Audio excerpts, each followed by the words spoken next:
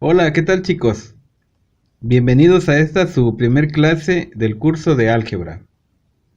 En el día de hoy vamos a conocer los conceptos preliminares que nos van a permitir entender cabalmente de qué se trata el álgebra.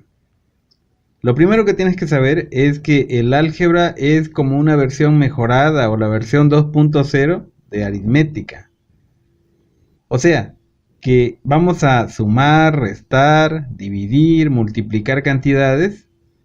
La diferencia es que mientras en la aritmética trabajamos con cantidades concretas, conocidas, en el álgebra vamos a hacer lo mismo, pero con cantidades más abstractas, más generales. O dicho de otra forma, con cantidades que probablemente ni conozcamos. Sin embargo, sabemos cómo se comportan y esto nos va a permitir llegar a conclusiones más generales o resolver problemas. Así que lo primero que tienes que saber es que en este curso vamos a usar diferentes signos. Por ejemplo, los signos de operación, que son los que conocemos de toda la vida. El signo de más, el de menos, multiplicación o división.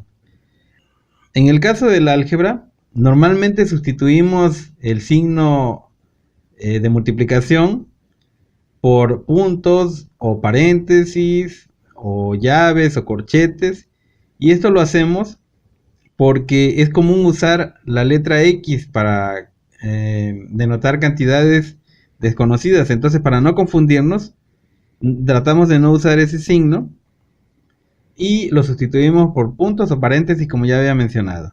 El signo de división, tal como lo conocemos, también casi no se usa, y en su lugar usamos comúnmente una notación fraccionaria. Bueno, también vamos a usar signos de relación. Los signos de relación son aquellos que nos permiten establecer relaciones como de menor, igual o mayor que entre dos o más cantidades. También, como te comentaba hace un instante, usamos signos de agrupación. Pueden ser paréntesis, corchetes, llaves, barras. Lo más común evidentemente son los paréntesis y los corchetes.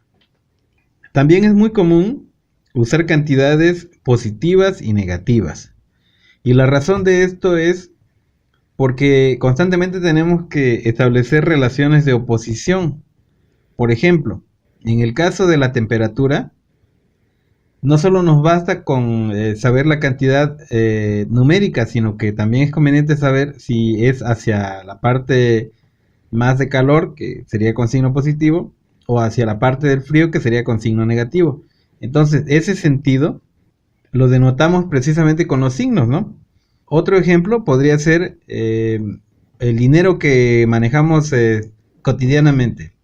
Normalmente asignamos cantidades positivas al haber, o sea, a lo que poseemos o a lo que podemos disponer. Y asignamos el signo negativo a las cantidades que van en contra de nuestro haber, como por ejemplo lo que gastamos o lo que debemos. Entonces, para establecer esos sentidos o esas relaciones de oposición, usamos los signos positivo y negativo. Hay que mencionar que el cero es el origen de los números y por lo tanto denota siempre ausencia de valor, de magnitud, y también hay que decir que no es positivo ni negativo, es en realidad un elemento neutro. Otro concepto que usamos comúnmente en los cursos de álgebra es el darle valor absoluto y relativo a las cantidades. Bueno, el valor absoluto es el valor que posee o que tiene una cantidad sin tomar en cuenta el signo, o sea, sin tomar en cuenta si es positivo o negativo. Y cuando tomas en cuenta si es positivo y negativo, entonces a eso le llamamos valor relativo. Podríamos decir entonces que el valor absoluto de una cantidad es básicamente lo que conocíamos hasta ahora como cantidades aritméticas, y las algebraicas son las que toman en cuenta, además de su magnitud, su sentido o su signo. Es común que representemos las cantidades con una recta numérica. Como ya te mencionaba hace un momento, el 0 es el origen y todo lo que está a la derecha normalmente lo asociamos con cantidades positivas y lo que está a la izquierda lo asociamos con cantidades negativas. Pasa lo mismo si la escala se da en vertical, por ejemplo en el caso de los grados. Lo que está sobre cero representa normalmente aumento de calor y lo que está bajo cero pues significa disminución de calor. En álgebra a las cantidades que manejamos les llamamos expresión algebraica. Y las expresiones algebraicas a su vez están formadas por términos algebraicos. Una expresión puede tener 1, 2, 3 o más términos algebraicos. Un término algebraico es una cantidad o una expresión algebraica que está formado por 4 elementos. Consta siempre de signo, coeficiente, literales o variables y grado o exponente. Todas las cantidades son positivas o negativas, a excepción del cero, que como ya te comentaba es un elemento neutro. Evidentemente las que son positivas se denotan con un signo de más o con la ausencia de signo y se entiende que es positivo. Y las cantidades negativas siempre tienen un signo negativo al principio. Un coeficiente es cualquier cantidad que multiplica a otra, pero en este caso en particular los coeficientes son esa parte numérica que acompaña a las literales de una expresión algebraica. Este coeficiente puede ser un número entero, puede ser un número fraccionario, puede ser un radical, pero normalmente un coeficiente siempre denota una cantidad conocida. Es común que los coeficientes se asocien con las primeras letras del alfabeto, o sea, A, B, C, D. Si una cantidad no tiene coeficiente, se entiende siempre que tiene el coeficiente 1. Las literales, o variables a su vez, son esas cantidades que sabemos que existen pero no podemos definir. Son, por así decirlo en este momento, una incógnita. Tradicionalmente las literales, o las variables, o las incógnitas, como guste llamarle, están denotadas siempre por las últimas letras del abecedario. Es común que encuentres X, Y, Z, W, V y cualquiera de esas letras del final del abecedario. El grado, por otro lado, denota ese número pequeñito que vemos arriba a la derecha, como un superíndice. Ya en otro momento he abordado lo que significa un grado o una potencia. El grado de un término algebraico puede ser absoluto o relativo a una letra. Es absoluto cuando sumas todos los exponentes de las diferentes variables. Y es relativo cuando solamente hace referencia a una letra en específico. Por ejemplo, en las siguientes expresiones, tenemos aquí 3xy al cuadrado. El grado absoluto de este término es 3, o sea, es de tercer grado, puesto que la x que no tiene exponente, ya sabemos que siempre tiene un exponente 1. Si una cantidad no tiene exponente, se entiende entonces que su exponente es 1, o está elevado al exponente 1. En el caso de la segunda expresión, y aprovechando para identificar todos los elementos de una expresión algebraica, pues tenemos menos 5x al cuadrado, y cúbica, z a la cuarta. En este caso podemos notar que el signo de la expresión es negativa, el coeficiente es 5, las literales son x, y, z, y el grado absoluto es 2 más 3 más 4, o sea 9, y el grado relativo pues es 2 si lo tomamos con relación a la x, es 3 si lo tomamos con relación a la y es 4 si lo tomamos con relación a la z. En el caso de este otro término algebraico, pues notamos que se trata de una expresión que tiene signo negativo, un coeficiente que es fraccionario, son 2 séptimos, una parte literal que en este caso solo consta de la letra x o la variable x, y un grado que es en este caso tanto absoluto como relativo de primer grado, puesto que la x está elevado al exponente 1. Tal vez no sea exagerado recordar que cuando una variable no tiene exponente, entonces siempre está elevado al exponente 1. Los términos se pueden catalogar de varias formas. Una de las formas es decir que un término es entero cuando no tiene un denominador literal. Por ejemplo, en el término 3x, pues podemos ver que no tiene ningún denominador literal. Es el mismo caso que 5y, menos 9z, y ojo con esta expresión. Menos 2x sobre 3 es una expresión entera, puesto que la fracción es numérica y la parte literal está en el numerador, o sea, no está en el denominador, por lo tanto es una expresión entera. Y para eso tal vez te convenga verlo de la siguiente forma. Menos 2/3 de x. Si te das cuenta, la x es numerador. Entonces esto es un ejemplo de un término entero. Los términos también pueden ser fraccionarios. Y esto es cuando tienen un denominador literal. Por ejemplo, en esta expresión, 1 sobre x. O esta otra, 3b sobre y. O esta otra más, menos 2x sobre y. En este caso te puedes dar cuenta que las tres expresiones tienen denominadores literales, o sea, letras. Por lo tanto, son términos fraccionarios. Un término es racional cuando no tiene radicales en la parte literal. Por ejemplo, 3x o la raíz cuadrada de 2x. O la raíz cuadrada de 3 partida entre x. Como te puedes dar cuenta, estos últimos dos términos tienen radicales, pero la parte radical no incluye la parte literal. Por lo tanto, estos términos son racionales. Por el contrario, si la parte literal contiene radicales, como por ejemplo la raíz cuadrada de x, o la raíz cúbica de xy, o 2 partida por la raíz cuadrada de x, bueno, aquí sí que la parte literal está siendo afectada por un radical. Por lo tanto, estos son términos irracionales. Los términos también pueden ser homogéneos y heterogéneos. Homogéneos significa que tienen el mismo grado absoluto. Y heterogéneos significan que tienen diferentes grados absolutos. Ya hemos hablado de lo que significan el grado absoluto y el grado relativo.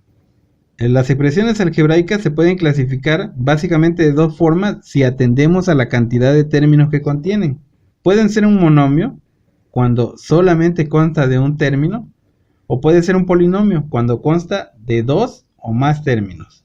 Sin embargo, lo más común es que a las expresiones que tienen dos términos algebraicos le llamemos binomio, y en el caso de que tenga tres, le llamamos trinomio. Después de tres, pues ya le llamamos simple y sencillamente polinomios. El grado de un polinomio, como en el caso de los términos, puede ser absoluto.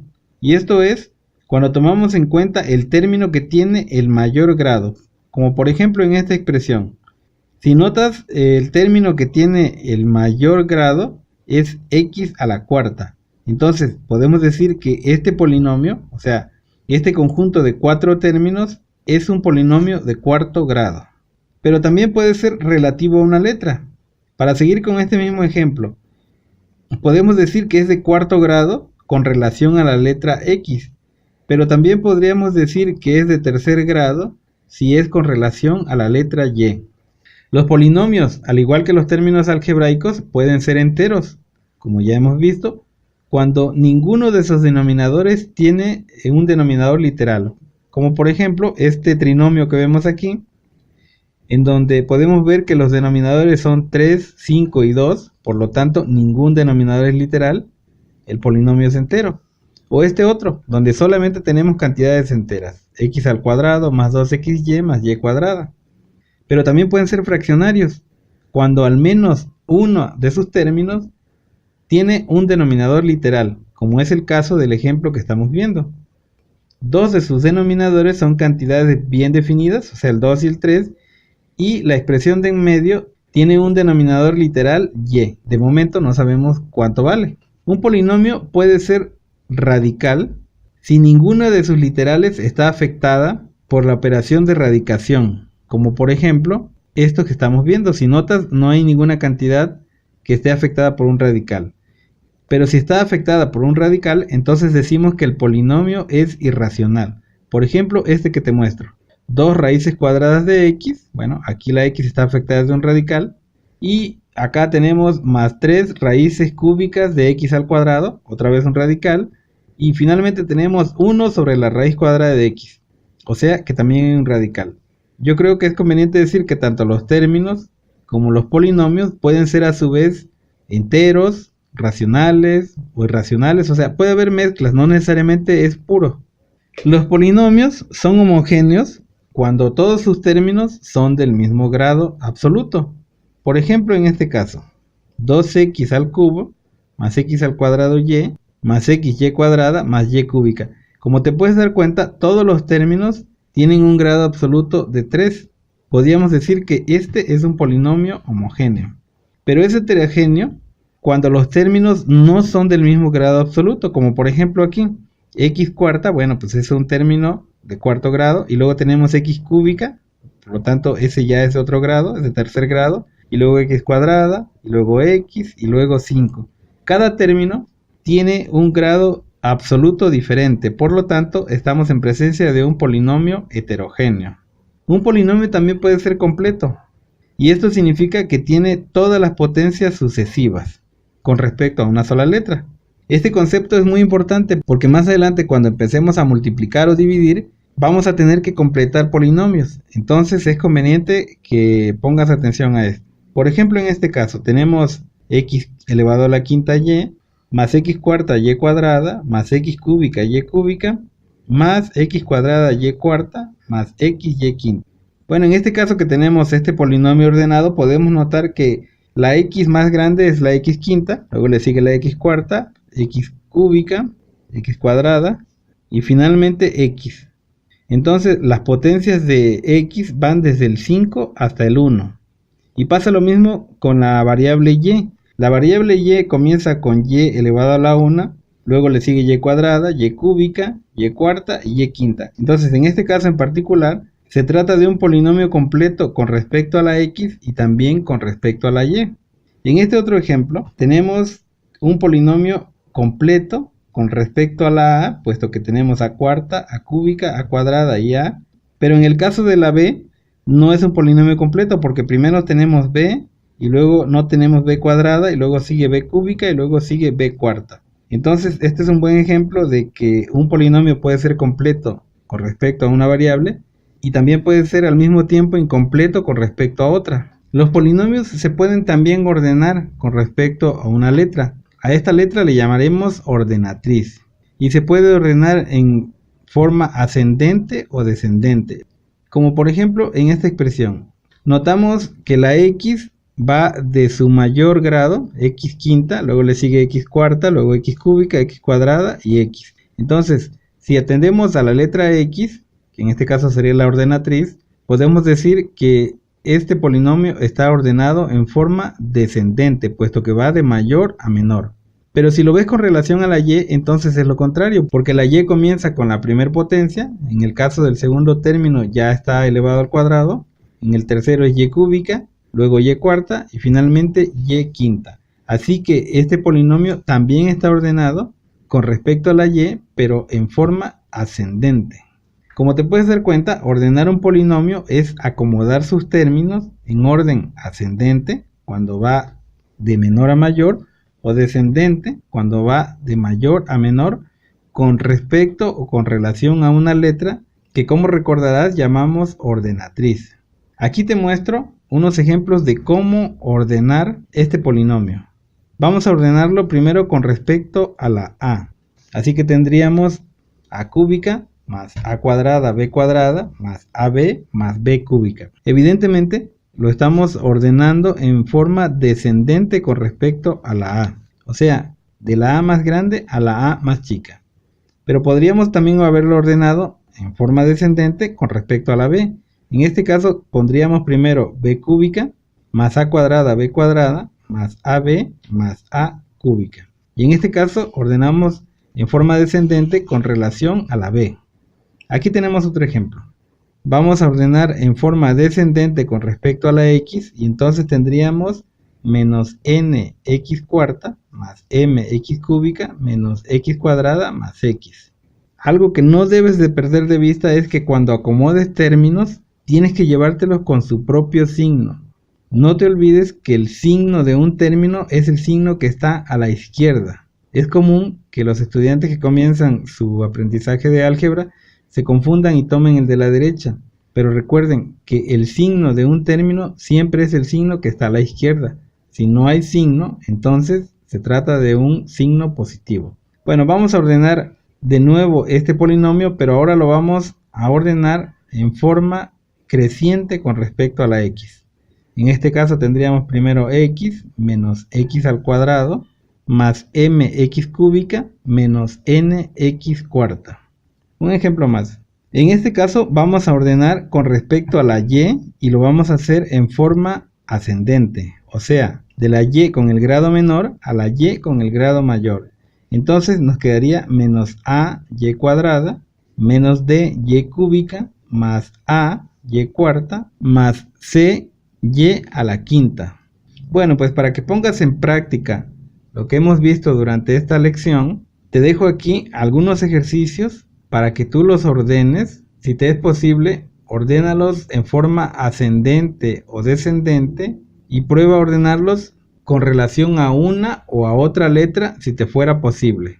En las lecciones que vienen vamos a hacer uso del ordenamiento de términos, así que vale la pena que te tomes un tiempo y ordenes estos polinomios para que cuando empecemos a resolver operaciones un poco más complejas, pues ya sepas de lo que se trata.